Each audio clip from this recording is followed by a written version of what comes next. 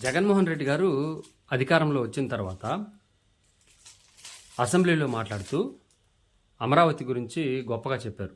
ఏంటంటే, నేను ఇక్కడ కులాల మధ్య, మతాల మధ్య, ప్రాంతాల మధ్య చిచ్చు పెట్టను, అభివృద్ధి చేస్తాము, ఎట్లా అంటే గొప్ప నగరంగా చేస్తాము, గొప్పగా చేస్తాము అని చెప్పేసి మాట్లాడారు.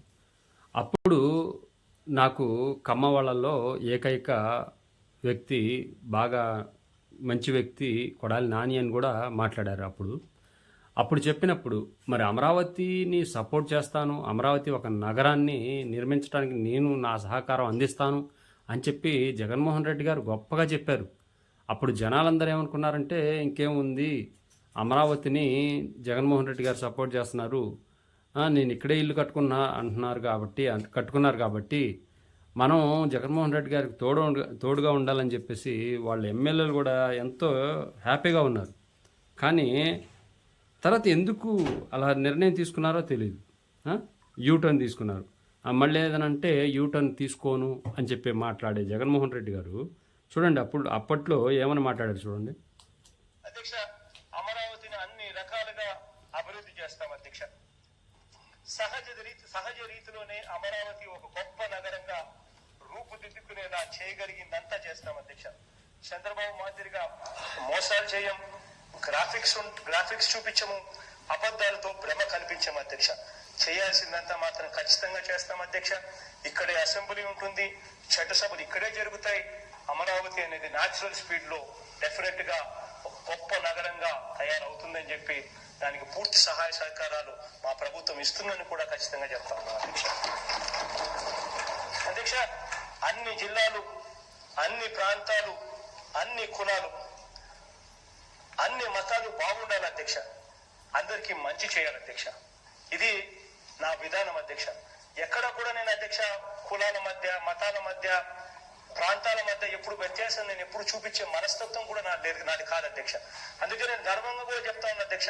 ఈ రోజు నాకు సహచరులలో గొప్ప సహచరులు నా కోసం ఉన్నారు అని అంటే కూడా నేను ఇక్కడే ఉన్నాడు అధ్యక్ష. నిజంగా నాతో పాటు నా ప్రోగ్రామ్స్ అన్ని చూసేది ఎవరు అని అంటే తలసి రఘు అధ్యక్ష. వీళ్ళు ఎవరు అధ్యక్ష? ఇదే కమ్మారు కాదా అధ్యక్ష? మరి ఇదే కమ్మారు, ఇదే కాపులు, ఇదే బీసీలు, ఇదే ఎస్సీలు, ఇదే ఎస్టీలు, ఇదే మైనారిటీలు, ఇదే రెడ్లు అందరూ కలిపి ఓట్లు వేస్తేనే ఈ రోజు నాకు 151 స్థానాలు వచ్చాయి అధ్యక్ష. వా, ఎంత గొప్పగా చెప్పారండి జగన్మోహన్ రెడ్డి గారు. అప్పుడు గెలిచిన వెంటనే, గెలవక ముందు కూడా ఇట్లాగే మాట్లాడి గెలిచిన వెంటనే అసెంబ్లీలో ప్రకటించారు.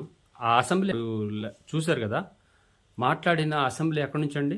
అమరావతి ప్రాంతంలో చంద్రబాబు నాయుడు గారు కట్టించింది కాదా? అందులోనే కదా అసెంబ్లీ పెట్టుకొని గొప్పగా మాట్లాడి మొదట్లో, తర్వాత 3 రాజధానులు అని చెప్పి మార్చేశారు. ఎందుకండి?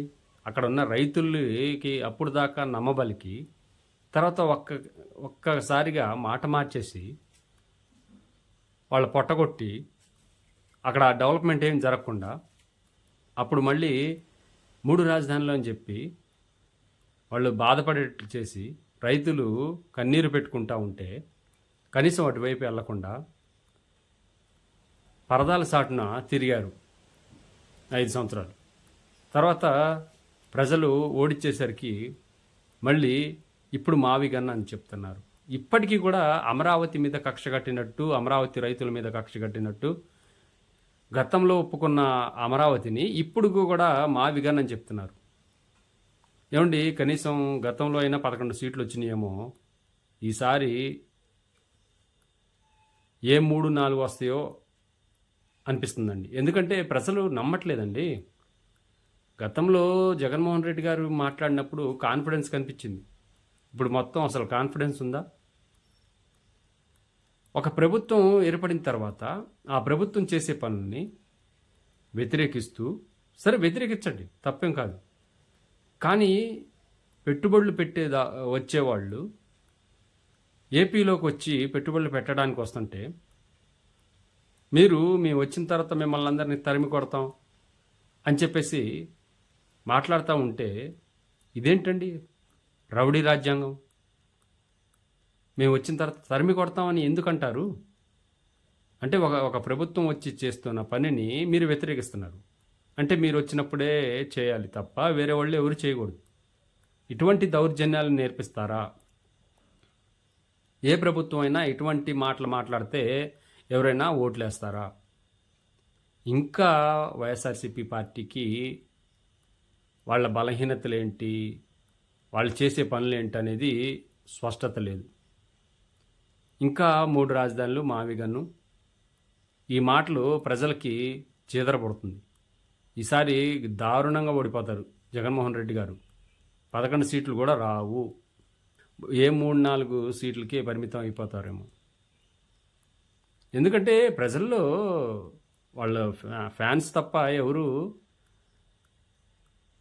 ఓటేయరండి. ఎందుకు వేస్తారు? ఈ కూటమి ప్రభుత్వం చేసే పనులు కనిపించట్లేదా? రాష్ట్రంలో రాయలసీమలోనే ఎక్కువ ప్రాజెక్టులు తీసుకొస్తా ఉన్నారు, పెట్టుబడులు తీసుకొస్తా ఉన్నారు. ఏమండి, ఉత్తరాంధ్రని ఎలా అభివృద్ధి చేస్తున్నారు? మీరు గతంలో అమరావతిలోనే ఏదో పోసేస్తున్నారు, అమరావతిలో ఏదో చేసేస్తున్నారు అని చెప్పేసి ప్రజల్లో క్రియేట్ చేసి భ్రమ కల్పించి అంతా గాలికి వదిలేశారు. ప్రజల్లోకి ఇంజెక్ట్ చేశారు, అమరావతిలో ఏదో చేసేస్తున్నారు, ఇక్కడ మిగతా ప్రాంతాలన్నీ వదిలేస్తున్నారు అని చెప్పేసి. ఇప్పటికైనా నాకు తెలిసి ఈ మావిగన్ అనే కాన్సెప్ట్ కూడా 2029కి అది ఉండదు. మళ్ళీ మాట మారుస్తారు జగన్మోహన్ రెడ్డి గారు.